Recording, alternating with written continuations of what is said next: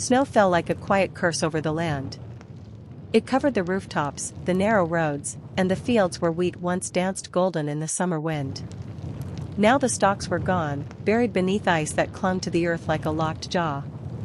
The winter had arrived early this year, cruel, relentless, and the war had arrived even earlier. In the small village of Harrow's End, young Luca pressed his hand against the frosted glass of the cottage window. His breath fogged the pane, and he wiped a small circle clear with his sleeve. Outside, torchlights glimmered like restless stars, carried by patrols who stomped through the snow. Their boots cracked the frozen ground with each step. They were searching, always searching. Luca shivered, pulling his ragged coat tighter. It had belonged to his father once, far too big for Luca's thin frame. The sleeve swallowed his hands entirely, and the hem dragged across the floor. But it was all he had now. The coat and memories. His mother sat nearby, rocking gently in her chair, humming a lullaby that no longer reassured him. Her eyes were hollow, sunken from nights spent awake listening for distant explosions. Luca's father had been called to the front lines months ago, like every other able-bodied man. No letters had come since. That silence was heavier than any blizzard. A log in the hearth cracked, sending a spark upward. Warmth, little as it was, spread unevenly around the tiny cottage. Luca stared into the fire, imagining it growing into a great blaze that could melt the snow outside, chase away the soldiers, and bring back everything they had lost. But fires were dangerous now. Just last week, the soldiers burned the bakery to the ground after accusing the baker of hiding bread from them. No one dared ask questions. The smell of charred wood and wheat had lingered for days, a reminder that even warmth had become a threat. Luca, his mother's voice broke through his thoughts, thin and trembling. Blow out the candles. Too much light will draw attention. He obeyed quickly. Even a flicker of flame could betray them to the soldiers who patrolled for deserters, rebels, or simply for someone to punish on cold nights. Darkness swallowed the room, leaving only the dim fireplace against the storm's howl. Then, a distant boom. The ground trembled. Luca's heart leaped into his throat. Not again. Not tonight. The rumble echoed through the valley, followed by shouts, and then another explosion, closer this time. The walls rattled. A cup fell off the shelf and shattered on the wooden floor. His mother grabbed his hand. We have to go. Before he could respond, a crash outside made the cottage walls shake. Footsteps pounded on the frozen earth. Shadows twisted through the seams of the door. A soldier's voice thundered outside. Search every home. Take what you can, we march at dawn. Luca's mother pushed him toward the back door. Run to the forest if something happens to me, she whispered. Promise me. The front door was kicked open before she finished. Two soldiers stormed inside, faces hidden beneath steel helmets, their coats dusted with snow. Luca froze. His mother stepped in front of him, shielding him with her body. We have nothing left, she said, her voice steadier than her limbs. The taller soldier surveyed the room greedily, eyes landing on the half-empty sack of potatoes in the corner. Everyone has something left, he snarled. Even rats keep crumbs. He shoved past Luca's mother, grabbing the sack. The other soldier yanked blankets from the bed and tore open cabinets, looking for anything edible. Luca's blood ran hot. Those potatoes were their last food. Without them. He clenched his fists, but his mother shook her head. Don't. The tall soldier stepped back toward the door with the sack over his shoulder. Before leaving, he reached out and snatched Luca's father's coat, the one on Luca's back. No. Luca cried, trying desperately to hold on to it. The soldier backhanded him, sending him to the floor. Consider it payment for your lives, the man spat. Another explosion rocked the village. The soldiers hurried out, slamming the door behind them. For a moment, everything was silent, except for Luca's uneven breathing. His cheek burned where the soldier struck him. His mother knelt beside him, checking his face with trembling fingers. Are you hurt? He shook his head, eyes filling with tears, not from pain, but from fury. The coat had been the last piece of his father he could hold. Now it would keep someone else warm while Luca froze. Outside, the chaos grew. Flames lit the sky to the north, another house burning. Screams. Gunshots. Horses crying out as they slipped on the ice. The wind carried the sound of suffering through every crack in the cottage walls. His mother held him close, though her body shook. "We must leave," she whispered. "Now. Before the whole village becomes ash." She grabbed the small bag she had prepared weeks ago, just in case. A loaf of stale bread, 2 thin blankets, and their last wooden cup. Barely enough to survive a day, let alone a winter. They slipped out through the back door into the storm. The snow stung Luca's face immediately, tiny shards of ice slicing against his skin. He pulled his scarf over his nose, breath turning into tiny clouds that vanished in the darkness. The village no longer looked like home. Smoke rolled through the streets. Windows glowed orange where fire spread unchecked. Soldiers moved like wolves, kicking down doors, dragging people outside. Luca and his mother kept low, moving from one shadow to the next. Ahead, the forest loomed like a wall of black thorns beneath the moonlight, dangerous, yes, but safer than staying here. Almost there. But then a gunshot cracked behind them. His mother gasped and stumbled. Luca turned, panic clawing at his chest. Blood blossomed on her shoulder, staining the snow red. A soldier aimed his rifle again. "Run," she cried, pushing Luca away. "No. I won't leave you." Another shot rang out, hitting the ground inches from his feet. His mother screamed. "Run, Luca." His legs moved before his mind could catch up. He sprinted through the deep snow, lungs burning, tears freezing on his cheeks. Behind him, soldiers shouted and boots thundered in pursuit. Branches whipped at his face as he crashed into the treeline. He didn't stop. Not when his muscles screamed. Not when his breath turned sharp and thin. Not even when the shouts faded behind him. He ran until his legs gave out and he collapsed into a bed of snow beneath towering pines. For a long time, he lay there, staring up at the swirling flakes falling from a merciless sky. Silence. No soldiers. No mother. No home. Only the forest and the cold. Hours passed, or maybe minutes, before he forced himself up. He had no direction, no plan. Only the instinct to keep moving. To survive. His footsteps led him through the thick woods, guided by the faint glow of moonlight.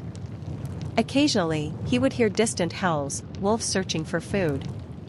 He clutched the bag tighter, heart hammering. The deeper he went, the quieter the world became. Even the wind seemed hesitant to disturb the ancient trees. Eventually, he reached a ridge overlooking a vast frozen valley. Snow draped the land like a burial shroud. But in the distance, rising above the storm, stood a massive silhouette. A castle. Its once strong gates were shattered, hanging like broken teeth from the great stone archway. Tower windows glowed faintly, signs of life or ghosts. Luca's breath caught in his throat. Every story in the village spoke of this place, Blackthorn Keep, the last fortress of the Old Kingdom. They said the king still lived there, grieving the soldiers who died defending him. They said the castle would fall soon, just like everything else. But where else could he go? Where else would a boy alone in winter have a chance? Snow soaked his clothes, chilling his bones. He hugged himself, biting down a sob. "I have to keep going," he whispered into the wind. One step. Then another. He stumbled down the slope, legs numb, fingers stiff. As he crossed the valley, he felt eyes watching him, from the treetops, from unseen burrows beneath the snow. The world was alive, but unfriendly.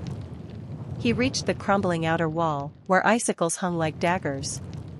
The gates had clearly been attacked, scorch marks, splintered wood, and fragments of iron lay scattered. What had happened here? A gust of wind howled through the gate's ruin as if answering him. He stepped inside. Silence wrapped around him like a heavy cloak. The courtyard was blanketed in snow, untouched except for a narrow path leading inward, footprints. Fresh ones. Someone was here. Hope flickered inside him. He followed the footprints toward a collapsed stable. Before he could get close, a voice cut through the cold. Stop. Something sharp pressed against his neck, a blade, held steady despite the shaking cold. Luca raised his hands. I don't mean any harm, he stammered. Please. A figure stepped into view, a girl around his age, maybe a year older. Her eyes were fierce, framed by dark hair dusted with snow. She wore layers of mismatched clothing, patched together to survive the winter. A leather belt held her knife in place. Who are you? She demanded. My name is Luca, he whispered. I came from Harrow's End. The soldiers, they attacked.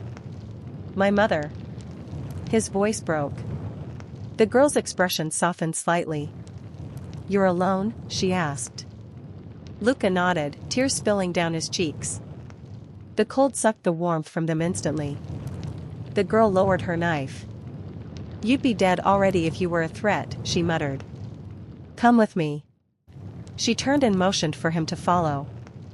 Luca hesitated, this stranger with a blade, this ruined fortress, this night that had stolen everything. But what choice did he have? He stepped behind her, footsteps crunching softly on the snow. They crossed the courtyard and slipped through a narrow servant's door into the castle itself. The warmth inside, though small, wrapped around Luca like a long-lost embrace. Torches flickered along the stone walls. Children, a dozen or more, huddled around a meager fire, wrapped in blankets. Some were injured. Others stared blankly, their eyes older than their faces. Survivors. Like him. The girl faced him fully now, voice gentler. My name is Alara. You're safe here. For now. Luca looked around, overwhelmed by relief and sorrow mixing like fire and ice inside him. He opened his mouth to ask about the king, about food, about what came next. But the weight of exhaustion crushed him. His vision blurred. The last thing he saw was Alara reaching out to steady him. Darkness closed in like a silent snowfall. He didn't know how long he slept. When he awoke, he was wrapped in a thick wool blanket near the fire. His body still ached from the cold, but warmth slowly returned to his fingers and toes.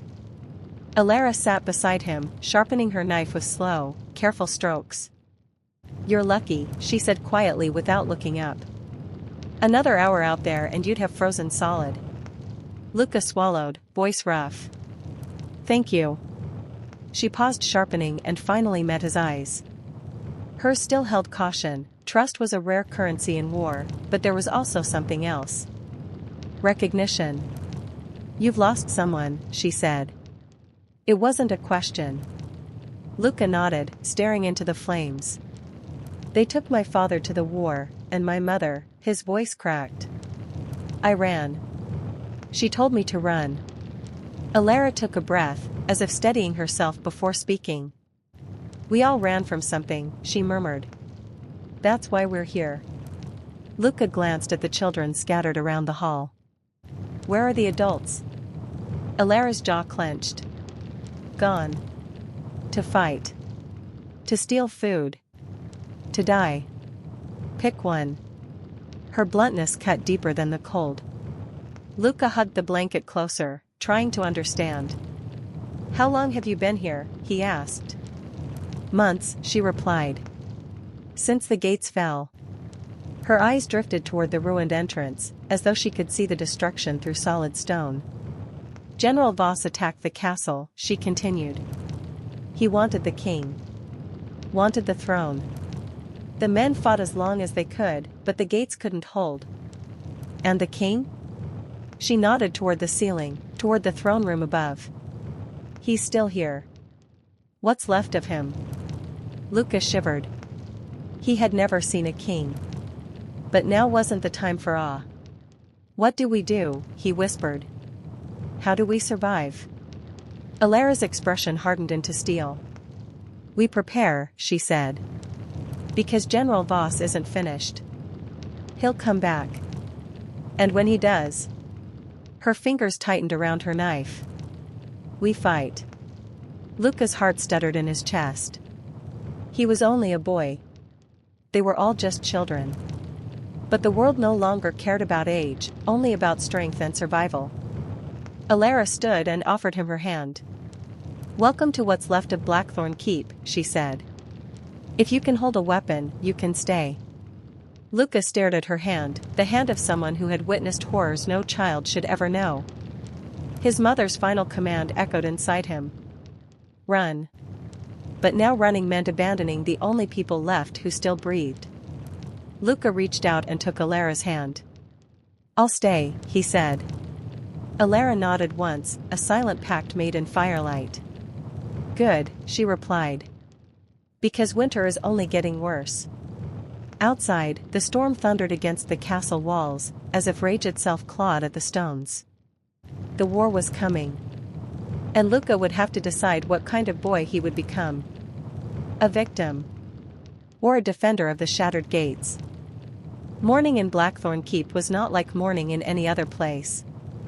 There was no rooster to crow, no sunlight to spill warmly across polished floors, and no smell of breakfast waiting at a table. Only the same cold gloom that clung to every stone, the same wind that moaned through the shattered gates, and the same fear that tightened the chest like a fist. Luca woke slowly, stiff from sleep on the rough floor. The blanket was still wrapped around him, though his feet had escaped it sometime in the night and now stung with cold. The embers of the fire glowed weakly, barely enough to push back the darkness. Around him, other children still slept, some curled up beside each other for warmth, others shivering alone, clutching belongings that hardly counted as possessions: a cracked toy soldier, a torn doll, a rusted horseshoe. Remnants of a life stolen by war. For a moment, Luca wondered if everything from the night before had been nothing more than a terrible nightmare.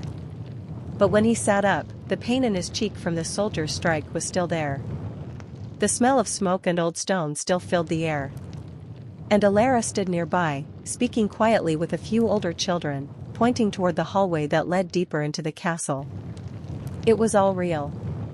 Luca swallowed hard and pushed himself up, steadying his wobbly legs.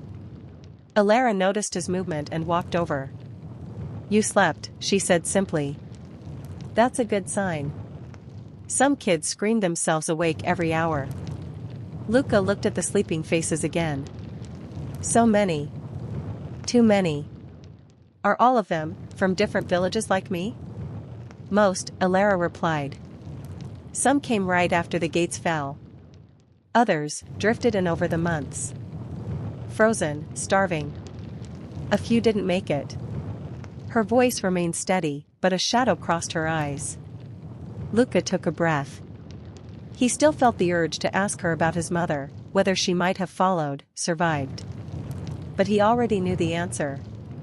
And asking would only make it hurt more. "What happens now?" he asked instead. Alara gestured for him to follow. "Now, you learn how we live." They walked slowly, Luca taking in the surroundings. The inner corridors of the castle were a maze of narrow passages, winding staircases, and ancient rooms filled with dust and broken furniture. The tapestries that once showed heroic victories had been torn down, replaced by patches of cloth to keep the wind from slicing through the cracks.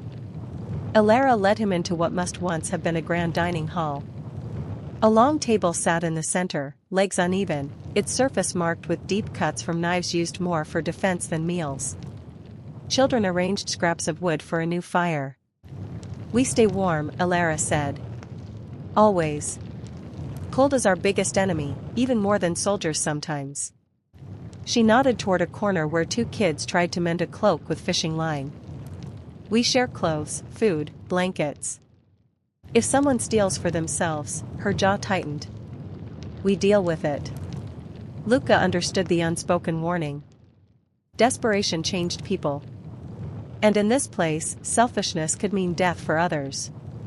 They moved on. Next, Alara brought him to a narrow room overlooking the courtyard, a makeshift supply station. Wooden crates, sacks of grain, jars of pickled vegetables, and a few barrels lined the walls. Luca stared. There wasn't much. Where do you get food? He asked. Ration deliveries from what remains of the king's stores, Alara answered. And sometimes hunts in the woods, when the storms allow it. But winter makes everything harder. Her tone suggested that harder was a mild word. One of the boys guarding the supplies stepped forward, handing Alara a small bundle. Bread, he said, his voice hoarse. She nodded in thanks and gave it to Luca. His stomach tightened with hunger the moment the scent reached him, stale though it was. Go on, Alara encouraged. He hesitated only a second before biting into it. The crust was hard enough to hurt his teeth, but he didn't care. Food was life.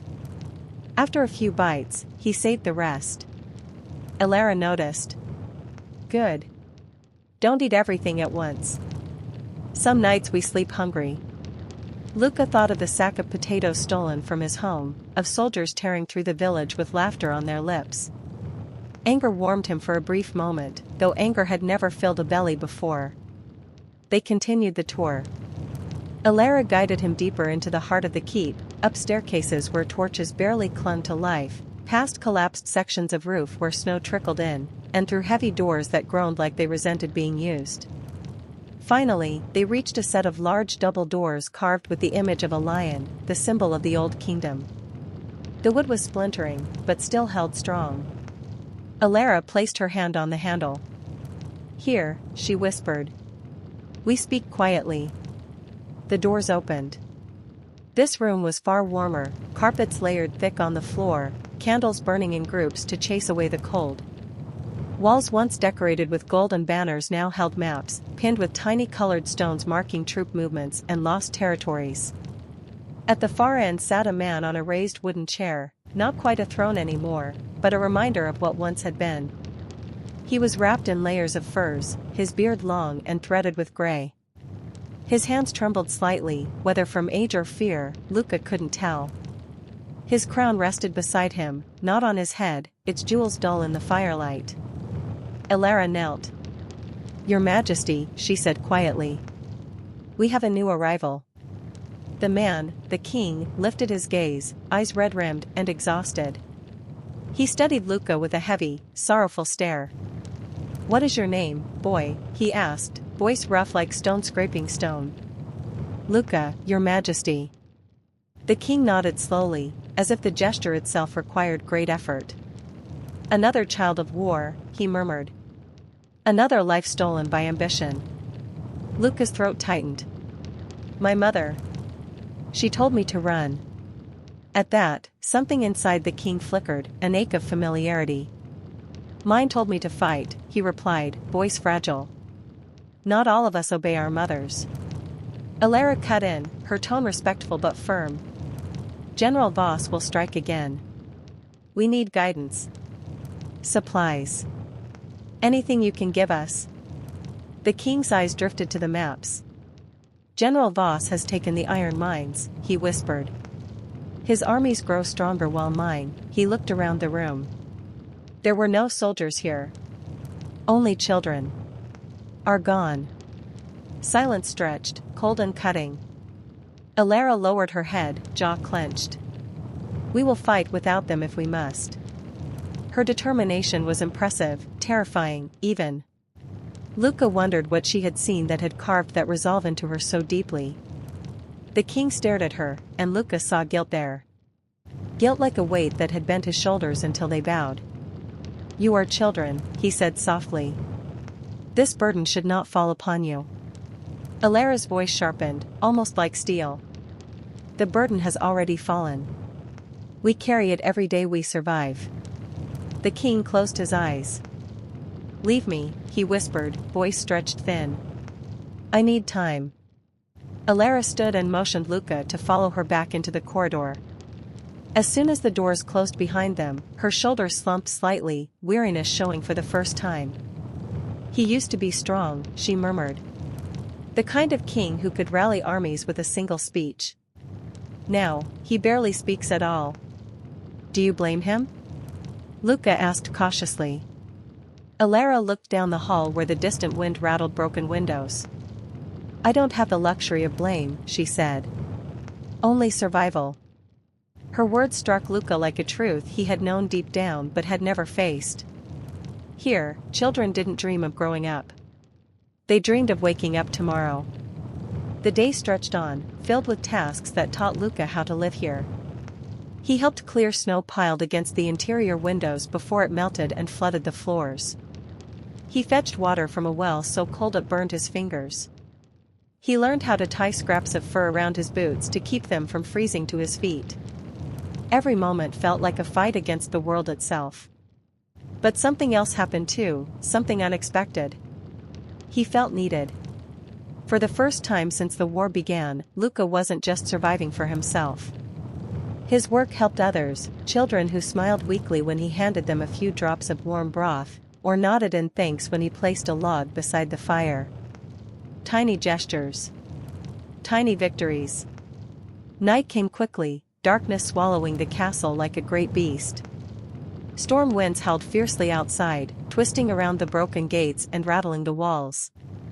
Luca and Alara sat near a fire in a small room that connected to the main hall, a place the children called the Denver.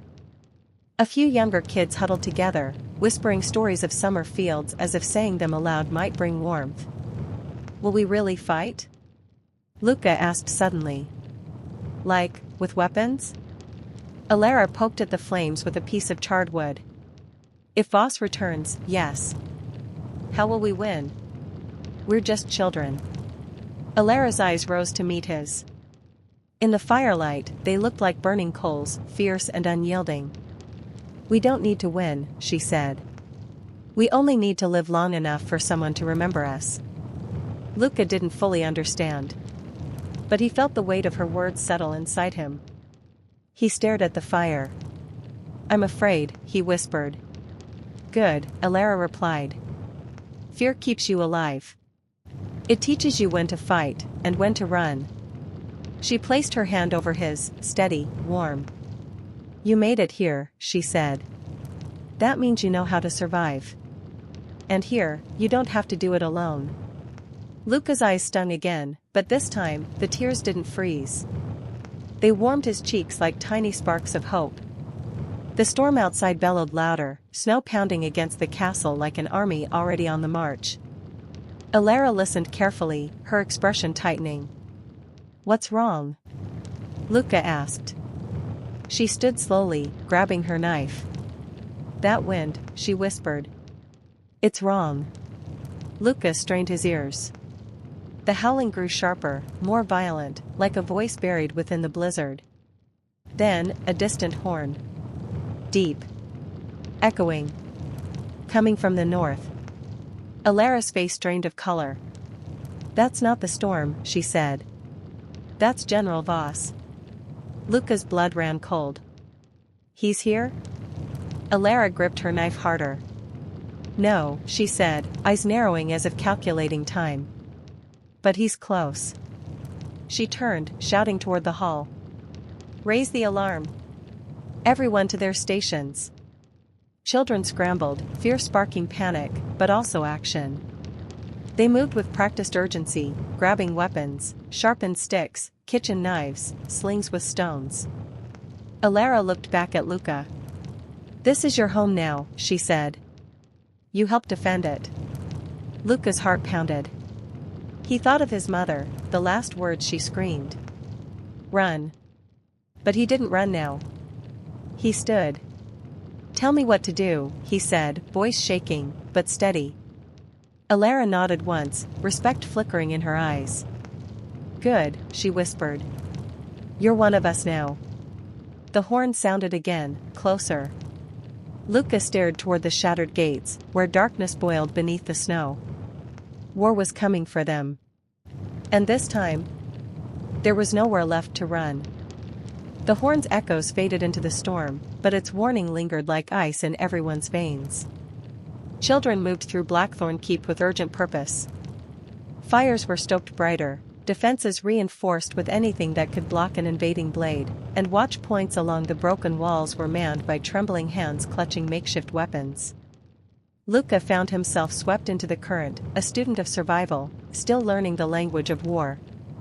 Alara led him toward a stone archway that overlooked the courtyard where snow had drifted high enough to bury half a cart. A few older children, around 15 or 16, stood waiting with crossbows and slings. "This is the front lookout," Alara said. "We watch for shadows before they become soldiers."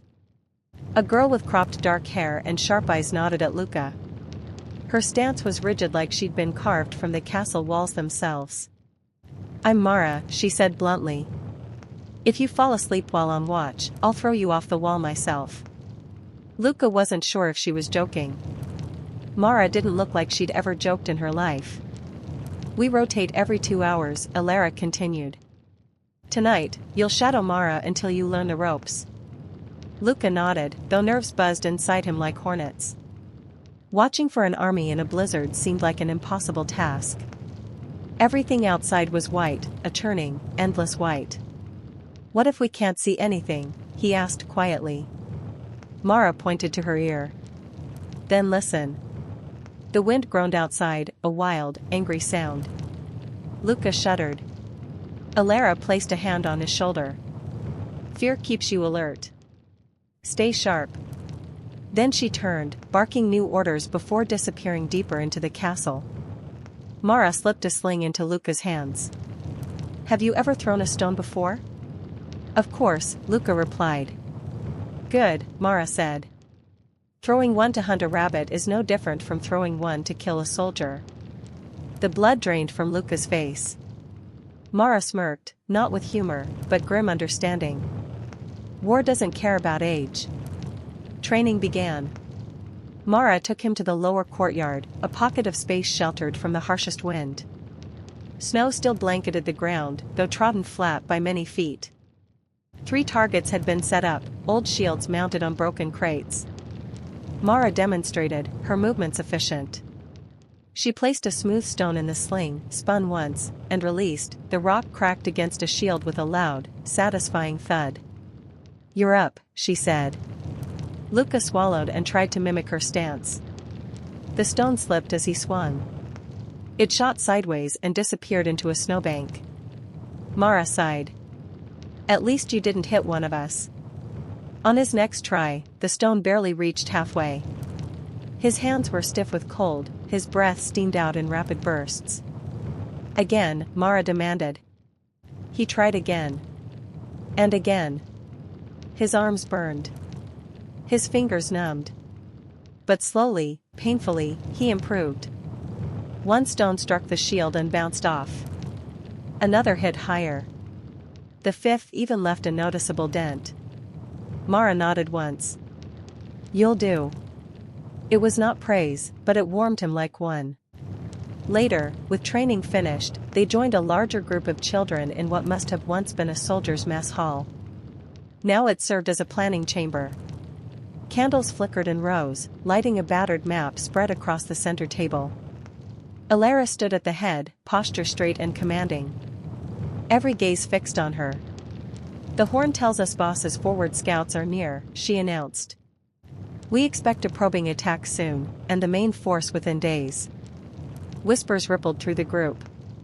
Some older kids exchanged grim nods, younger ones looked around with wide eyes trying not to cry. Alara pointed to the map. "Snowfall has slowed their advance before. If we're lucky, the storm buys us time." Mara crossed her arms. "We'll need more than snow to stop trained soldiers." Alara's jaw tightened, she agreed. "Then we make the storm our ally," she replied. "We know this keep. They don't." She tapped areas marked in charcoal. Hidden passages. Alleyways. Tunnels beneath the kitchen. Narrow corridors so only 1 or 2 enemies can enter at a time. A boy with freckles raised his hand timidly. "But the gates are broken. They can just walk in." Alara's eyes chilled. "That's why we fight at the gates first." The room grew tense as Alara laid out the plan. Shield wall formed with scrap metal and doors reinforced with beams. Slings and crossbows stationed above the courtyard. Fire barrels filled with oil to ignite snow into steam traps. Exit routes in case the defense collapsed. It was clever, using knowledge and terrain against superior force. But still, they were children. Luca couldn't ignore the fear that twisted his stomach. Alara's voice softened. "I don't expect any of you to die for this keep," she said. "I expect you to live for it. To live for each other." She let that sink in. Then she lowered her head and whispered, "Because nobody else will." Night settled over the keep like a shroud. Luca lay awake beneath his blanket, staring at the crumbling ceiling. His mother's last scream still echoed in his mind. "Run." He wondered what she would think now. Would she beg him to flee again? Or be proud he was defending others? He didn't know. A soft movement at his side pulled him from his thoughts. Mara stood over him, cloak wrapped tight. "Come," she whispered. Luca rubbed his eyes and followed. She led him quietly past the sleeping children and through a narrow stairwell that twisted downward into darkness. They emerged into a hidden chamber lit by a single lantern. Wooden crates formed benches in a circle. A few older kids sat waiting, including Alara. Luca froze. "Is this a secret meeting?" he asked cautiously. Alara offered a tired but knowing smile. "We call it the Circle of Ash," she said. "The ones here have lost the most, and refuse to lose more." Luca looked around. The air was heavier here. Determination, pain, and anger intertwined like smoke. Mara spoke quietly. "We don't just defend the castle. We plan to end the war one day." Luca blinked. "End the war? But the king?" "The king is broken," Alara interrupted. "He mourns a kingdom that's already dead." She leaned forward, eyes sharp. "We fight for the kingdom that can still be born." Her words felt too big, like mountains pushing down on Luca's shoulders. "Why am I here?" he whispered. Alara stepped closer. "Because when you stood earlier, you chose to stop running." Her hand closed around his, firm and steady. "You belong here." A warmth spread through his chest, fierce, unfamiliar. "Purpose." Alara released his hand and drew a rough parchment from her satchel, a sketch of General Voss's army encampments. "We watch them," she said. "We learn from them. And one day, we strike them where it hurts." Luca stared at the map, lines, arrows, and notes marking vulnerabilities. This was more than defense. It was rebellion. A rebellion led by children. He hesitated. "So, what do I do?" "Tonight," Mara said, "you learn the tunnels." She pulled open a stone slab disguised in the wall, revealing a dark passage descending into the earth. Cold air spilled out, metallic and damp. Luca's heart pounded. Mara handed him a lantern. "We survive because we know this place," she explained. "Every stone. Every shadow." "And when Voss arrives," Alara added softly, fire dancing in her eyes, "we'll make sure he regrets underestimating us." Luca stepped toward the passage, fear bristling beneath his skin, but he didn't turn back. He wasn't the same boy who ran from soldiers and snow. He was becoming someone new. Someone who fought. The lantern flame flickered as they descended into the darkness. Behind them, above them, beyond them, the storm raged on. And somewhere out there, so did General Voss. Hours later, after maps studied, tunnels traced, strategies whispered, Luca returned to the den. He lay on his blanket.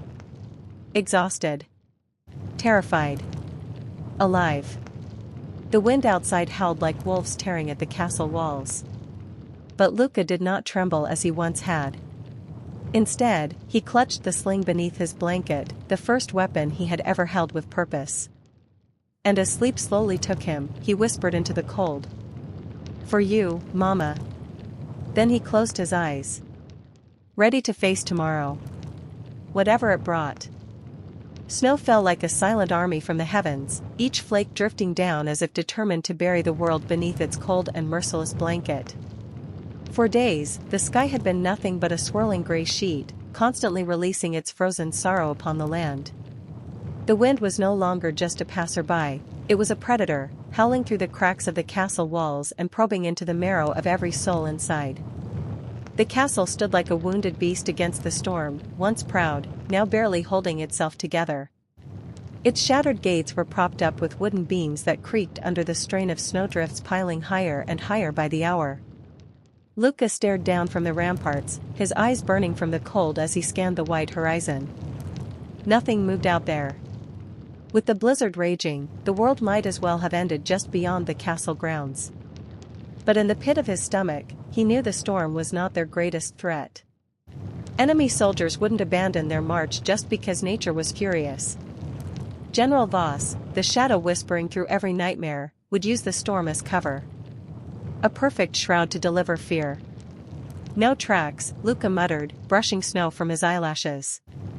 His fingers ached around the hilt of the rusty sword he had been practicing with for days. He could barely feel them.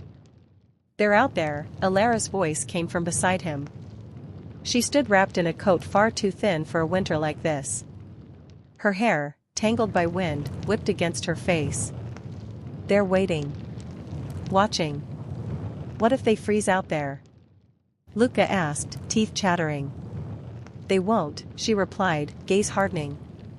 "Their fear of General Voss is stronger than the cold." Luca swallowed. He wished he could feel something other than fear or hunger. He wished for warmth again. For a home with walls that didn't leak freezing air. For parents who could tell him that everything would soon be all right. He wished for things that would never return. A bell rang through the courtyard, a sharp, frantic clang that cracked through the storm's roar. Alara instantly grabbed Luca's shoulder. "That's the signal." The scouts spotted movement. They hurried down the icy steps, boots slipping on stones polished slick by the frost. Children scurried everywhere like frantic birds. Some carried firewood, others positioned buckets of water near entrances, ready to be turned into boiling weapons if needed. In the center of the courtyard, the old king stood trembling beneath the archway leading to his chambers. His beard was brittle with ice. His eyes looked like distant stars, fading into an ever-darkening sky. "The enemy?" he asked, voice raspy. "We're not sure yet," said Alara. "But we must prepare." The old king nodded slowly. He seemed so small beneath his heavy, fur-lined cloak, like a man carrying a burden far greater than his frail shoulders could bear. "Children," he said, his voice trembling, "remember, the heart of a kingdom is not its walls, but its courage." He placed a shaking hand above his own chest. "You are that courage." Alara bowed her head respectfully, but Luca could see the pain behind her eyes. They weren't soldiers. They were kids. Barely surviving. Yet they were all the kingdom had left. The scouts returned. A moment later, 2 Boy Scouts staggered into the courtyard, covered in snow up to their waists. One collapsed immediately, gasping for breath, the other could barely keep his eyes open. They're moving," the conscious one panted. "Rows, shapes, coming this way." "How many?" Alara asked, kneeling beside him. The boy shuddered, his voice breaking. "A lot." The castle fell silent. Even the wind seemed to suck in a breath.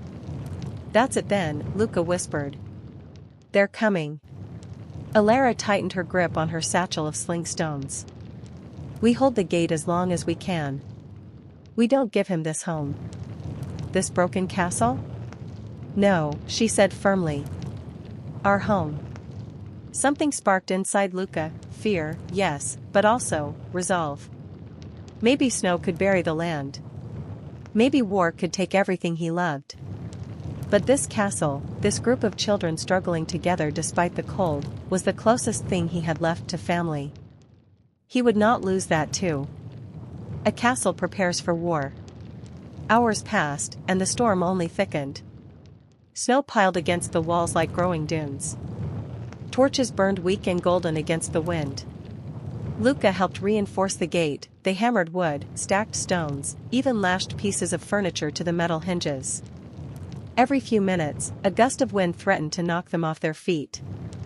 Inside, others prepared the upper floor, archers lined up with bows of wildly different sizes, none of them uniform, many of them cracked and repaired countless times. Buckets of slush were carried up ladders. The kitchen churned out broth as thin as melted snow, but at least it was warm. The children worked with a desperation that only those who have nothing left can muster. When Luca finally stepped away to catch his breath, he noticed a small girl huddled in a dark corner of the courtyard. Her lips were blue. She clutched a cloth doll missing an arm. "Hey," Luca said gently, kneeling. "Are you okay?" She shook her head. "My brother hasn't come back," she whispered. "He was helping scout yesterday." Snow prickled at Luca's eyelashes. He didn't need to ask more. Alara appeared behind him and placed her hand on the girl's shoulder. "We keep hope," she whispered to her. "That's how we stay alive."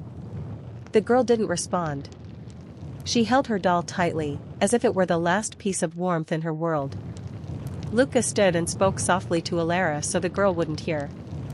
"How do you keep hope when everything keeps disappearing?" Alara looked up toward the broken battlements. "You create your own reasons. Even tiny ones. A warm fire. A friend who hasn't left. The promise that tomorrow might hurt, just a little less than today." Luca nodded. He didn't believe it yet. But he wanted to. The storm breaks. Night eventually arrived, or what passed for night in a world where the sky never stopped snowing. Snow fell faster now, obscuring the horizon completely. The wind screamed like a wounded animal. Luca could barely see past a few meters from the vantage point where he and Alara stood watch. "I hate waiting," he muttered. "It's better than fighting," she said. "Not if waiting means thinking about fighting." Alara smiled faintly despite the fear. "Then we think about something else." "Like what?" She hesitated. The wind tugged at her hair. "Like what we'll do when this is over." Luca nearly laughed, not out of amusement, but disbelief. "And what's that?" "I'll fix this castle," she said confidently. "I'll rebuild every stone. I'll make sure no one ever has to hide here again. Instead, they'll come here to feel safe." Luca stared out into the void of snow. "I don't know what I would do. I never thought that far." "Then start now," she said. "What do you want?" The wind died for a moment, allowing a rare silence. "I want a home," Luca finally replied. "Not one built of broken wood and fear. One that feels like laughter, warmth, music." Alara nodded, her eyes softening. "We'll find a way." Before Luca could answer, a horn blared through the blizzard. A long, low, bone-chilling sound. Luca's heart seized. Alara gripped the bow on her back. "They're here. The enemy marches." Through the swirling white, dark shapes emerged, first as tiny shadows, then as towering silhouettes trudging forward in rows. Their armored bodies glinted with frost. Spears and banners rose above them, the cloth whipping violently in the wind. Soldiers of King Voss. Their helmets were shaped like snarling wolves, hungry and merciless. They moved slowly, fighting the storm with every step, but they kept coming. A sea of iron and darkness pushing against nature's wrath. They're huge," Luca whispered, breath shaking. Alara knocked an arrow to her bowstring. "Aim for their torches and their horses. Blind them. Slow them." Voices began to shout commands from within the castle. Children took positions behind the battlements. Torches flickered above the walls as archers readied for their first shots. The soldiers outside raised shields over their heads, wooden and thick, covered with layers of frozen skin and metal.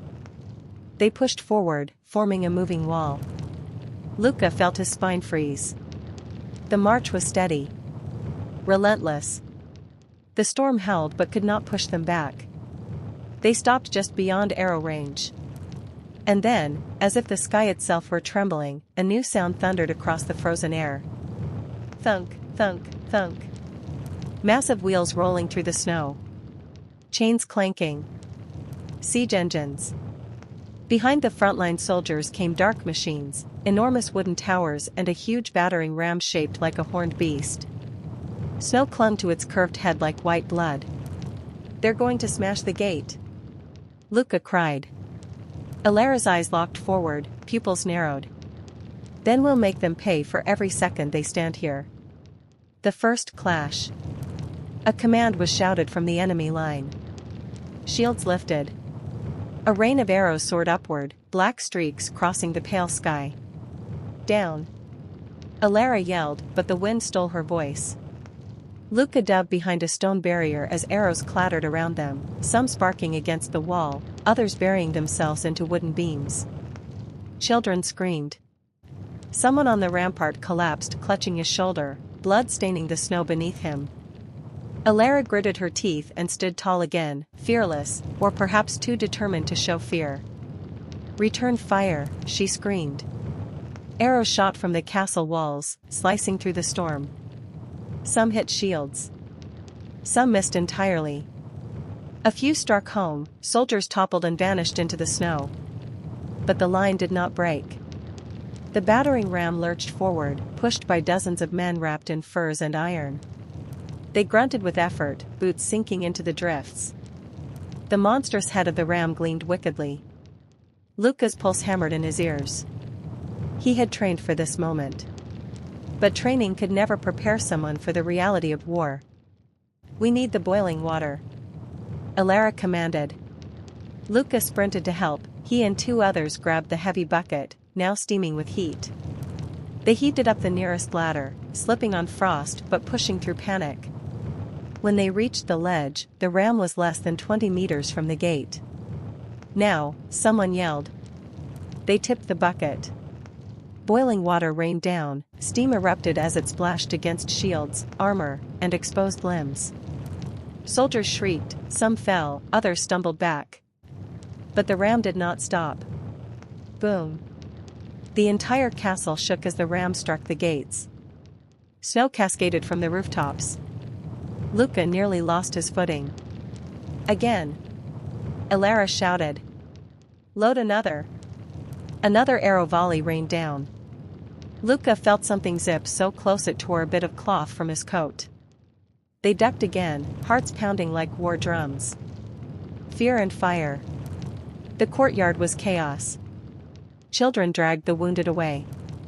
The old king stood near the gate, clutching a rusty sword with trembling hands, his crown askew. At the top of the wall, Alara wiped her eyes and drew another arrow. The ram slammed into the gate again. Boom. The wooden beams holding the gate together trembled and splintered. Snow flew into the air in a cloud of white shards. Luca's breath hitched. The enemy was moments away from breaking through. And then, something changed. The wind shifted. The storm weakened. The blizzard that had protected them from complete visibility now calmed enough for the enemy to see clearly and advance faster. The world was cruel like that. The wolf-helmed soldiers roared as they surged forward with renewed energy. Shields battered snow aside. Weapons gleamed. Boom. One hinge of the gate snapped and clanged against the wall. They're coming through. Luca yelled. Alara shouted for everyone to fall back to second positions, the inner barricades they had prepared days before. Children scrambled down ladders. Others used ropes to rappel quickly into the courtyard. The gate moaned. Cracked. Gave one more scream. And then... Crassus. The gates burst inward, a storm of splintered wood exploding into the courtyard. Soldiers poured in like a flood of shadows. The children braced themselves behind their makeshift walls, hands trembling around weapons that suddenly felt like toys. Luca's sword felt too heavy. Too dull. Too useless. Then he saw a soldier charging, blade raised, heading straight for one of the smaller boys who couldn't run fast enough. Without thinking, Luca lunged. He threw himself at the soldier, swinging wildly. His blade scraped across armor, not lethal, but enough to startle the enemy. The soldier snarled and turned toward him instead. Luca! Alara screamed. The soldier swung. Luca ducked, barely, the blade slicing a few strands of his hair. Alara fired an arrow directly into the soldier's neck. He staggered once, gurgling, then collapsed into the snow with a heavy thud. Luca stared, frozen, not from the cold, but from terror. I almost. You're alive, Alara said, grabbing his arm. Focus. We must hold the courtyard. More soldiers surged through the shattered gates, clashing with children who fought not with skill, but with fear and desperation. Snow turned red. Holding the line. The battle raged everywhere. Luca swung his sword again and again, each strike more fueled by panic than training. Every time he stumbled, someone dragged him back to his feet, Alara, or another child, or even the old king himself. The king's sword shook in his hand, but he fought like someone who refused to die quietly. Children screamed. Steel clashed. The wind howled. A torch fell. Fire spread against a wooden structure. Smoke mixed with snowflakes in choking clouds. Still, the children did not break. Every step the soldiers took cost them blood.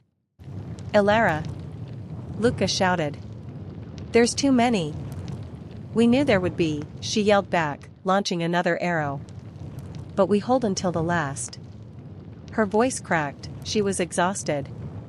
Frost bit her cheeks. Her fingers trembled from cold and strain. Still, she fought. Luca wanted to be strong like her. He had to be. A flash of hope. Suddenly, a horn blared.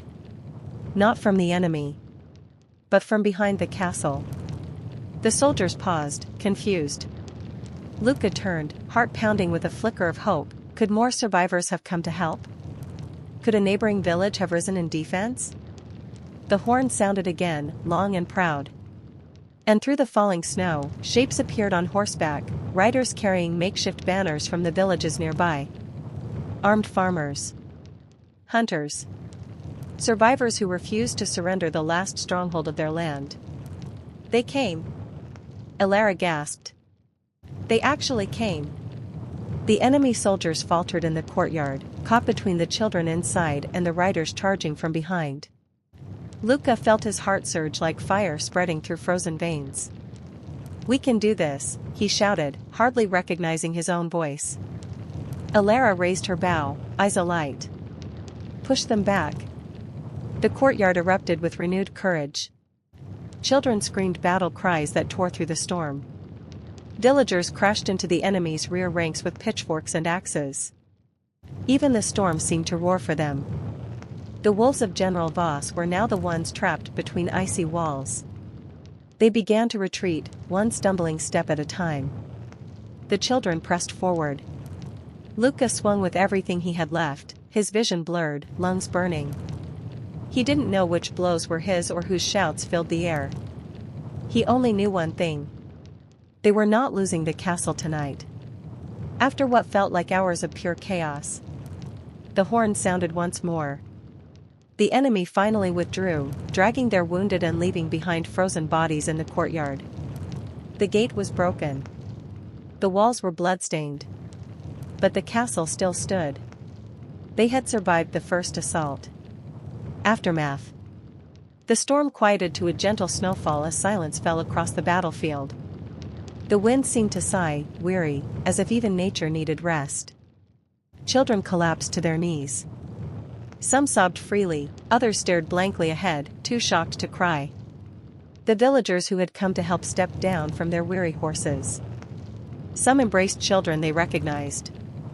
Others mourned sons and daughters who would not rise again. Luca stood in the center of the courtyard, sword hanging limp at his side. His legs trembled. His ears rung. His breath puffed in the cold air like smoke from a dying candle.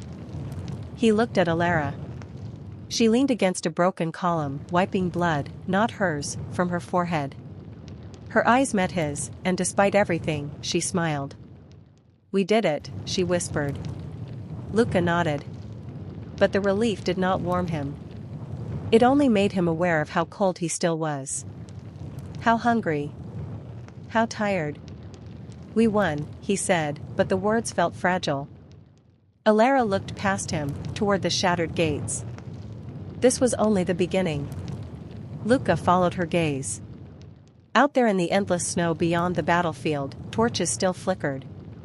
General Voss's army was regrouping. The winter march wasn't over.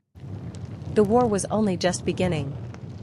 Snow had stopped falling by morning, but the world did not feel any less cold.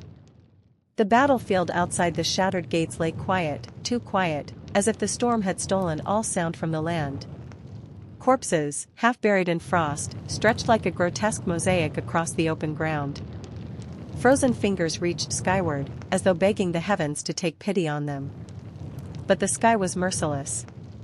Within the castle, the victory of the previous night did not taste like triumph. It tasted like metal and fear. Behind every brief smile lurked tremors of dread. Everyone knew, General Voss's wolves would return. They always did. Luca stood in the courtyard, surrounded by the aftermath. Children scrubbed away bloodstains that seemed stubbornly clung to the stone. Others piled debris in front of the broken gates, trying desperately to rebuild some semblance of a barrier. His arms ached. His legs felt like lead. He hadn't slept, only collapsed for an hour before waking in a panic, imagining steel slicing through the night again. Alara approached, her steps slow, her breath white in the air.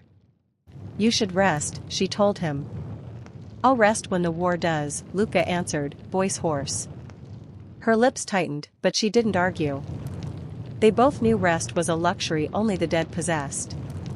"Do we know how many of us?" Luca stopped himself, unable to finish the sentence. Alara nodded solemnly. "We made a list." She held up a small, rolled parchment, trembling slightly in her fingers. The edges were stained from tears or melting snow. "Maybe both." "How many?" Luca whispered. "Too many," she replied. "Children shouldn't have to speak this way. To count their friends the way soldiers count casualties." Yet here they were. Luca swallowed hard. His eyes drifted toward the far side of the courtyard where villagers stood around a pile of makeshift crosses, thin planks hammered into rough shapes. The bodies were buried under snow, simple, shallow graves. There was no time for anything else. A single sob escaped someone nearby. Then another. Followed by silence again, the silence that was heavier than any storm. Luca exhaled slowly, his breath shaking. Alara squeezed his shoulder lightly before stepping away to resume her duties.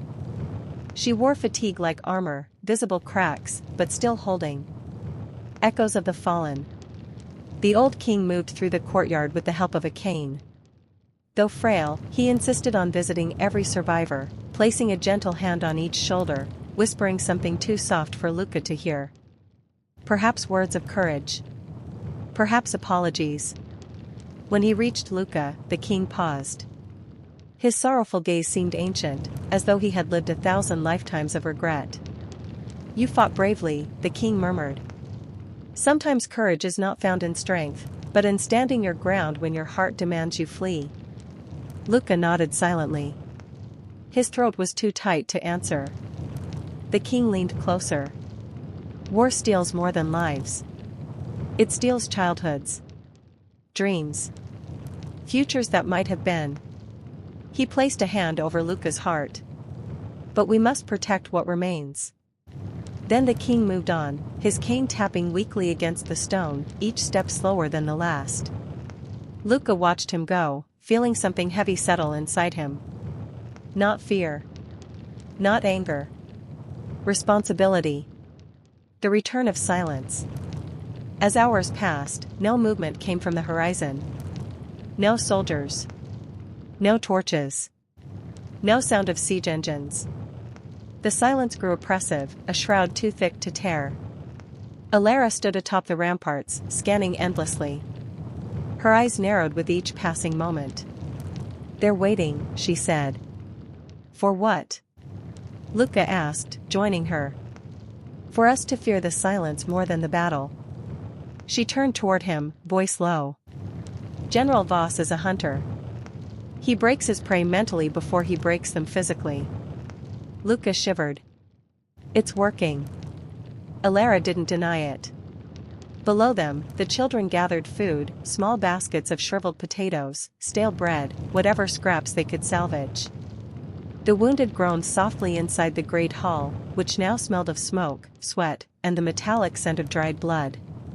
The castle was crumbling, not just stone, but spirit.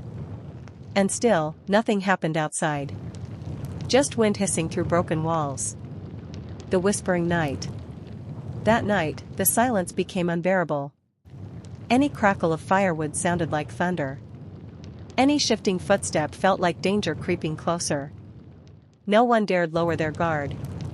Luca sat beside a dying fire, sharpening his sword with slow, numb movements. Sparks blinked like fireflies, quickly snuffed out by the cold. Alara joined him, her cloak wrapped tight. "Do you think we'll make it through this?" Luca asked, voice barely audible. She stared into the embers before answering. "I think we must fight as though we will. Because the moment we believe we won't, then we won't." Luca nodded faintly. Alara leaned back against the wall, exhaustion weighing her down. "Tomorrow, the villagers head out again. They'll try to reach the neighboring valley. There's a supply route there, if it hasn't frozen over. And if it has? Then we starve." Harsh reality. Delivered without a tremor. She was strong, but strength born from necessity always carried deep cracks beneath. Luca stared into the dim courtyard. Snowflakes drifted lazily now, beautiful in their indifference. "Luca," Alara whispered suddenly, as though the thought had been pressing hard. "If we don't survive, I hope someone else will remember us. Remember that we tried." "They will," Luca replied. And he meant it. Stories always survive. Even when people don't. Alara smiled weakly. "Then let this be a story worth telling." Their eyes locked briefly, sharing an unspoken vow. Then, a horn blared. But it wasn't the enemy. It came from the wall. "Movement," a voice shouted. "South side. Riders approaching." Alara jumped to her feet, bow ready. Luca scrambled up after her. "Could it be more villagers?" he asked. "We don't know yet," she replied. Panic-lit torches raced to the ramparts. Figures emerged from the southern trail, staggering shadows barely visible through the snow. When they reached the gates, what remained of them, Luca recognized the horse in front. It was the villager leader from yesterday. He slid off his mount and collapsed to his knees. Alara rushed to him. What happened? His breath came in ragged bursts that sounded more like wheezes. "Ambushed, the valley, blocked, roads destroyed, they're coming again." "Who?" Luca asked, though he already feared the answer. The man's voice cracked as he forced out the words. "General Voss has brought his full army." Torches flickered. Children gasped. The wind suddenly felt colder. The villager grabbed Alara's wrist, fingers icy, grip desperate. "And he brings a monster with him." Luca stiffened. "What kind of monster?" he asked. The villager's eyes went wide, as though reliving something unspeakable. "A machine," he rasped. "A tower of iron and fire, taller than the castle walls, crushing everything in its way." Alara froze. Even the fire seemed to dim as the message settled over them. General Voss was done testing them. He intended to erase them. The siege begins. Dawn came with a scream of horns from the battlefield. Harsh, unrelenting. The ground trembled as thousands of boots marched at once. The silence was over. The siege had begun. Luca rushed to the walls with the others. What he saw made his blood run colder than the winter air. The line of soldiers from the night before was now multiplied, stretched so far across the horizon that it felt endless. Rows of pikes stood like dead trees. Shields overlapped like scales of a beast born from nightmares. And at their center, the machine. It rolled forward on iron wheels taller than any man. A monstrous tower wrapped in steel plates, smoke seething from pipes like dragon's breath.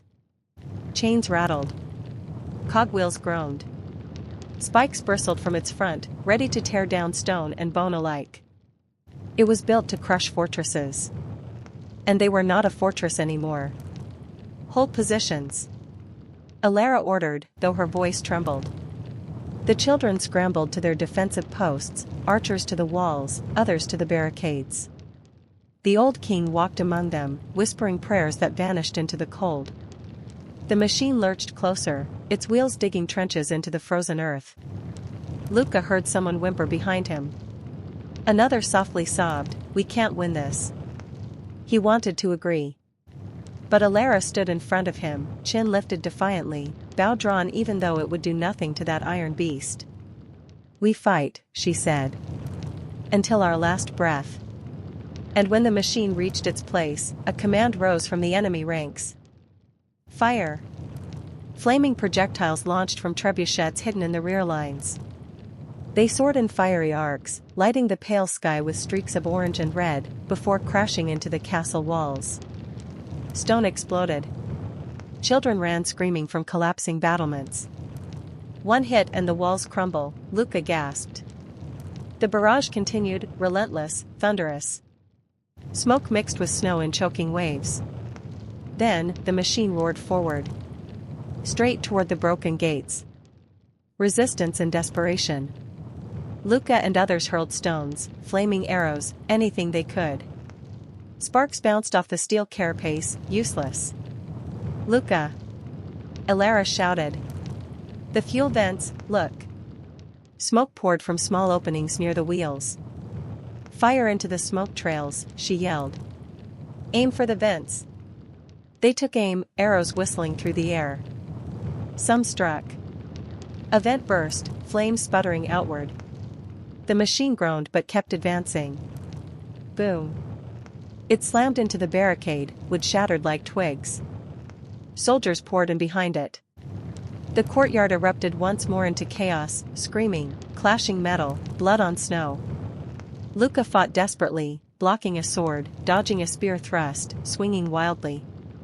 Fear drove his every move. The machine loomed like a living nightmare above them all. Then, a blast. A fiery eruption burst from its lower vent, sparks flying like fireworks. Luca blinked through smoke. A shadow darted beneath the machine, a figure carrying a torch. The old king. "No!" Luca screamed. The king jammed the torch into the cracked vent, fire surging inside the iron beast. The machine shuddered, roared, then exploded in a blast of fire and shattered metal. The shockwave knocked Luca onto his back. His ears rang violently. Snow and ash rained from the sky. The machine was down. But the king. Luca crawled toward the burning wreckage. The old king lay motionless, half buried beneath debris, crown fallen into the snow. Alara reached him first. She knelt, tears freezing on her cheeks. "My king," she whispered. His eyes fluttered open, weak, distant. He smiled faintly at her, at Luca, at the children gathering with trembling hearts. "You are the kingdom now," he rasped.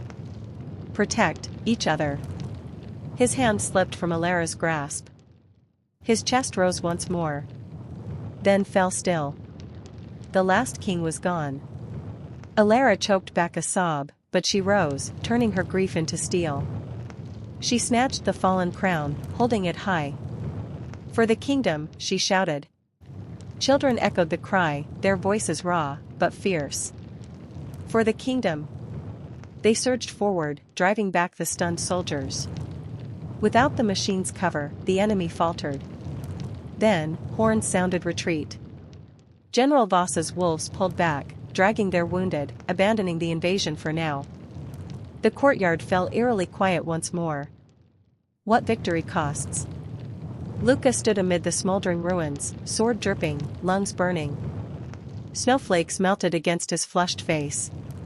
He stared at the crown in Alara's hands, its gold dulled by soot. "You did it," he said, breathless.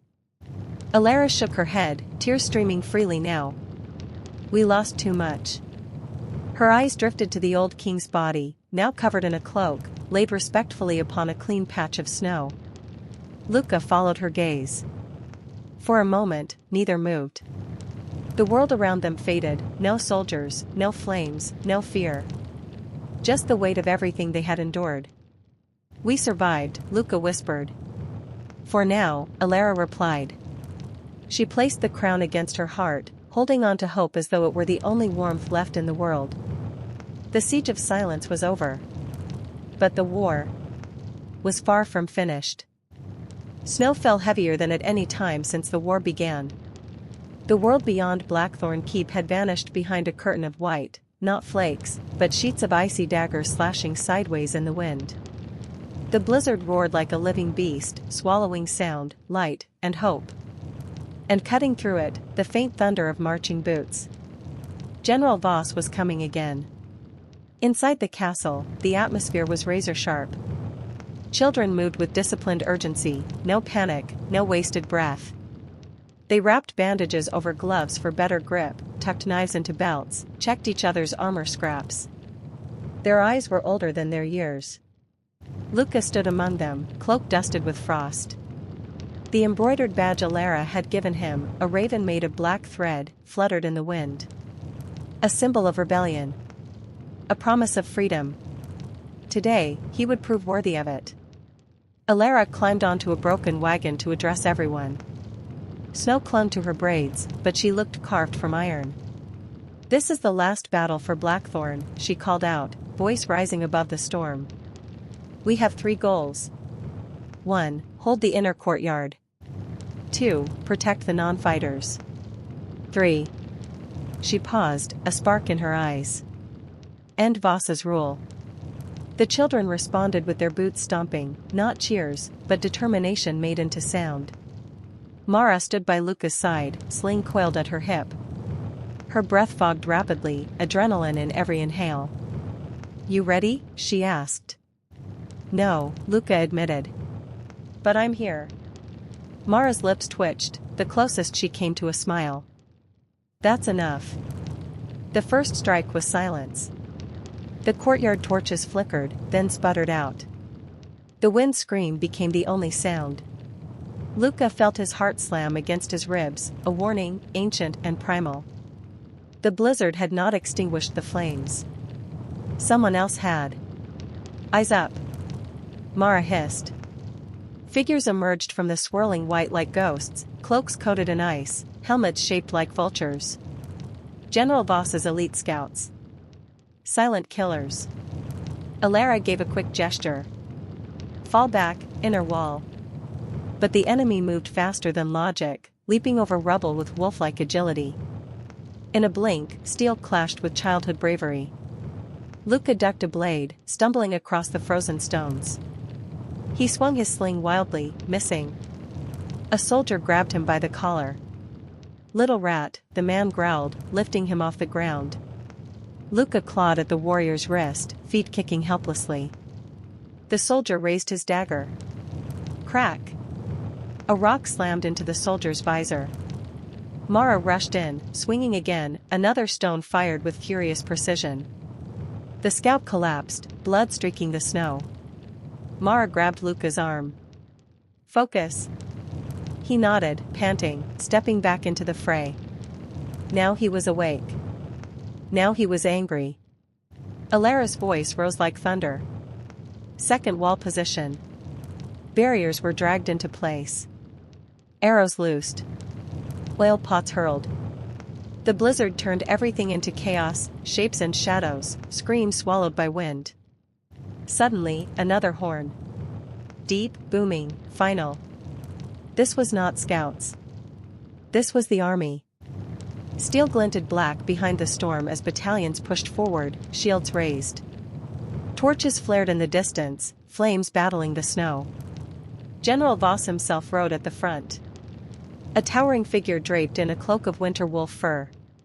His helm bore silver horns, and his steed looked carved from night itself. His voice, somehow, cut through wind. End this slaughter of children. Lay down arms, and I will spare you.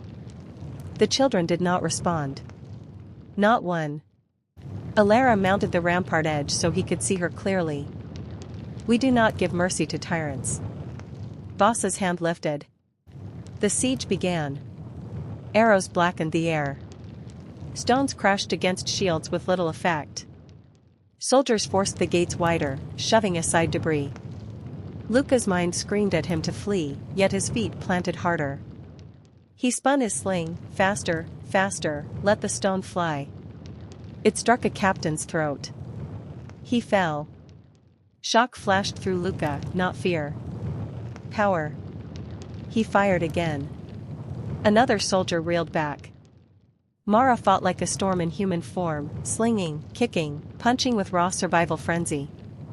Blood streaked her cheek, but she kept going. The line barely held. Then a massive battering ram smashed the half-broken gate inward, a splintered explosion of wood and steel. "Retreat to the keep!" Elara shouted. Children scattered to the inner stairways. Luca stayed with the rear guard, helping drag a wounded boy named Benton through the snow. But the soldiers were too fast. One leapt at them, sword raised. Luca's heart lurched. A black arrow punched through the soldier's chest from behind. Elara. Luca. Move. He obeyed. They slammed the inner doors and barred them with beams. The entire fortress shook as the army outside slammed their weight forward. Through the tunnels. Mara barked. Elara, lead them. But Elara didn't move. Her eyes were locked beyond the barricade, toward Boss's silhouette stepping through the courtyard, examining the fallen like a butcher selecting meat. "He's not leaving," she whispered. "Not until every one of us is dead." She turned to Luca, a look heavy with trust. "You know the tunnels best now. Take everyone. If you can reach the far woods, follow the ravine." Luca shook his head violently. "No. We're staying together." Elara cupped his cheek, thumb brushing a tear he didn't realize had fallen. "You gave us hope, Luca. Now you must carry it." Mara grabbed his arm. "We don't have time to argue." Children retreated through the secret passage, sobbing, limping, yet still alive. Luca remained frozen. Elara gave his hand one last squeeze. "You survived the worst day of your life once," she whispered. "Do it again." Mara yanked him away, the tunnel door sealing shut between them. The march through darkness was silent except for sniffles and the rumble of distant battle behind them. Luca's chest felt like it was collapsing. "I shouldn't have left," he choked. "She needs us." Mara stopped him, eyes fierce. "She needs you alive." She turned forward again. "Don't waste what she's fighting for." But Luca's heart burned, confusion merging with defiance. He was alive, but it felt like dying. Hours passed. Finally, dim daylight bled into the tunnel's end, a snow-choked forest. They emerged.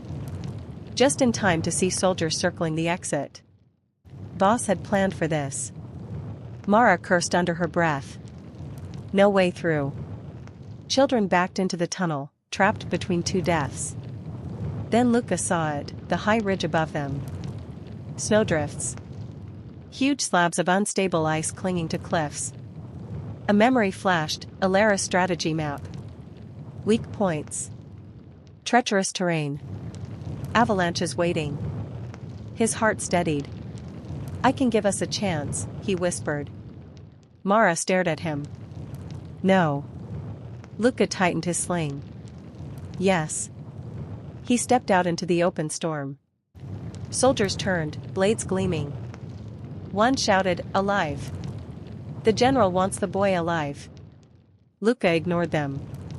He spun the sling, aim set upward, not at men, but the mountain. He released.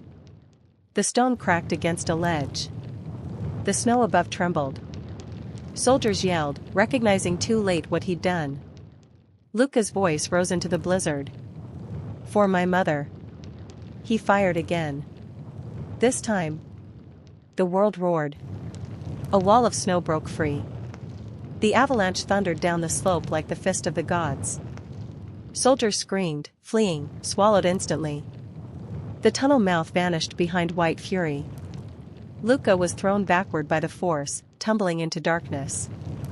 His vision blurred, cold stealing his senses. But he felt a hand grab his wrist, dragging him before he slipped into oblivion. "Mara." Her voice echoed through the fading world. Don't you dare die now. Then everything turned to white. Somewhere far above, snow finally settled. The storm began to ease. And in the ruins of Blackthorn Keep, Alara still stood, facing General Voss. Sword drawn. The final snowfall had begun. Silence. It rolled across the mountains like a second snowfall, heavy, suffocating, unnatural. Luke awoke buried beneath layers of half-frozen snow. His lungs burned as he gasped and clawed his way out into the cold, pale light of dawn. The blizzard had stopped. For the first time in weeks, sunlight broke through the gray. Soft amber rays glittered across hills of snow like shards of shattered glass. Beautiful. Deadly. All around him lay the devastating aftermath of the avalanche: armor, broken spears, boots poking out from snow like tomb markers. He staggered to his feet, calling out, "Mara!"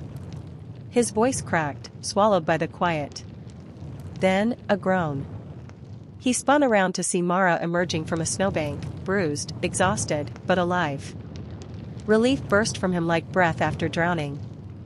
"You saved us," she rasped. Luca shook his head, still shaking. It was the only way. Their moment lasted only seconds before reality hit. The others. The keep. Alara. Without another word, the two of them rallied the surviving children. Some were injured, some could barely walk, but they followed Luca.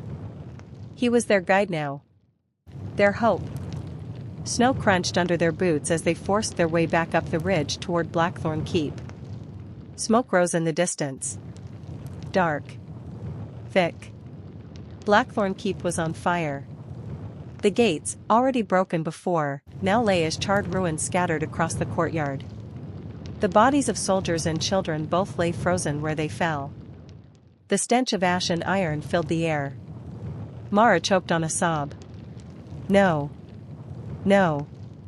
But Luca kept moving, eyes locked on the inner keep, where flames still licked the sky. He found Alara at the base of the main tower, her back to a wall of stone, her knees giving out as she slid down. General Voss stood before her. Blood dripped from his gauntlet. His sword point drove into the ground just inches from her boot. Alara's face was battered, but her eyes were still defiant flames. "As long as a child remembers freedom," she whispered hoarsely, "you lose." Voss raised his sword again. "Children forget when they are buried." Before the blade could fall. "Stop." Luca threw a stone, useless, harmless, but it hit Voss's helm with a sharp metallic crack. The general turned. His scarred eyes narrowed. "You." Recognition dawned. Slowly, deliberately, Voss removed his helmet. Luca froze. The man beneath was no monster from legends, but older. Wearier. Still terrifying.